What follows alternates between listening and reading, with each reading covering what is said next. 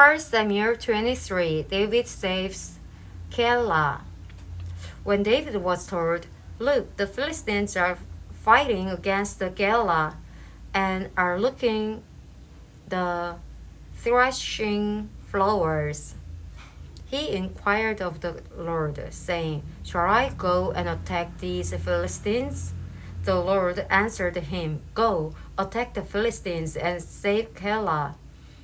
But David's men said to him, "Here in Judah we are afraid. How much more that if we go to Keilah against the Philistine forces?" Once again David inquired of the Lord, and the Lord answered him, "Go down to Keilah, for I am going to give the Philistines into your hands." So David and his men went to Keilah, fought the Philistines, and carried off their livestock. He inflicted heavy losses on the Philistines and saved the people of Keilah. Now Abiathar, son of Ahimelech, had brought the ephod down with him when he fled to David at Keilah. Saul pursues David. David was told that David had gone to Keilah, and he said, "God has delivered him into my hands, for David has imprisoned himself by entering a town with gates and bars."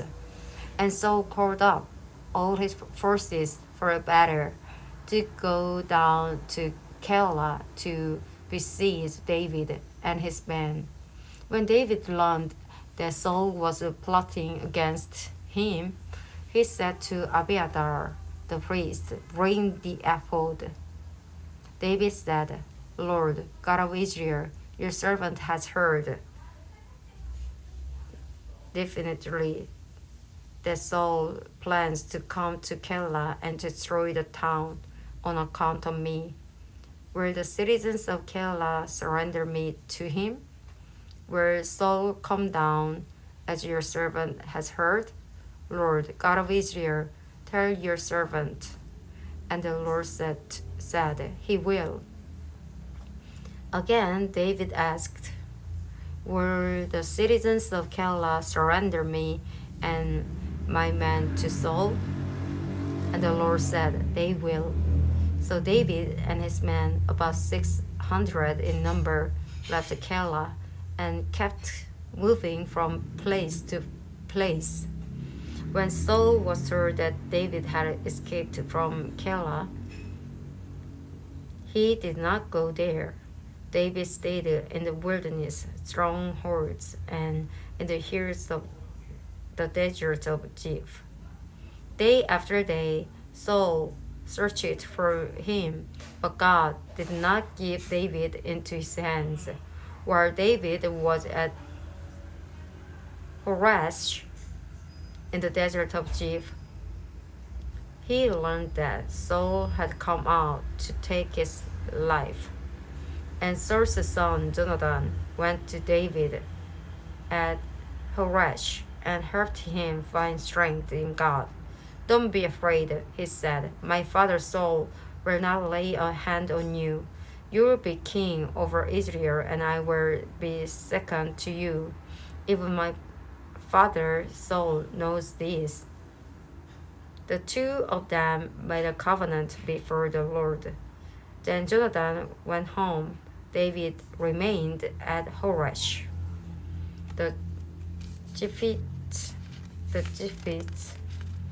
went up to Saul at Gibeah and said, "It is not David hiding among us in the strongholds at Horesh on the hill of Hakilah, south of Jeshimon? Now, your majesty, come down whenever it pleases you to do so, and we will be responsible for giving him into your hands." Saul replied, "The Lord bless you for your concern for me, Go and get more information. Find out where David usually goes and who has seen him there. They tell me he is very crafty. Find out about all the hiding places he uses and come back to me with definite information. Then I will go with you. If he is in the area, I will track him down among all the clans of Judah. So they set out and went to Ziph ahead of Saul. Now David and his men were in the desert of Maon, in the Arabah, south of Jeshimon. Saul and his men began the search, and when David was told about it, he went down to the rock and stayed in the desert of Maon. When Saul heard this, he went into the desert of Maon in pursuit of David.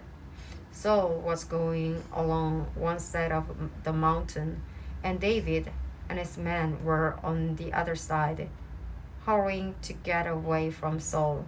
As Saul and his forces were closing in on David and his men to capture them, a messenger came to Saul, saying, "Come quickly, the Philistines are raiding the land."